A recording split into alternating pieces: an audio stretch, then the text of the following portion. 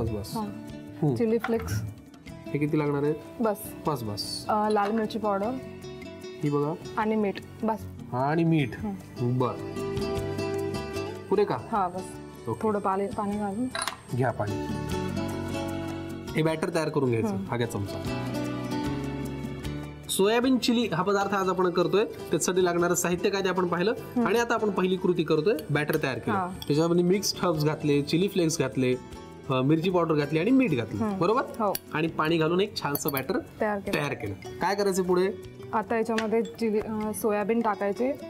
बरं, जे आपण उकळून घेतले होते आणि सोक केले. किती लागणार?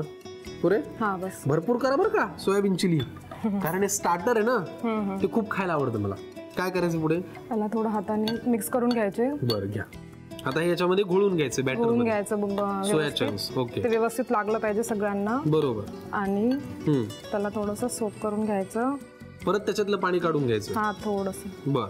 आणि याला तेलात टाकायचं. तळायचं त्याला डीप फ्राय करायचं. ओके ठीक आहे. सावकाश. तेल गरम आहे. पूर्वी आम्ही हे सोया चंक्स तळून घेतलेले आहेत.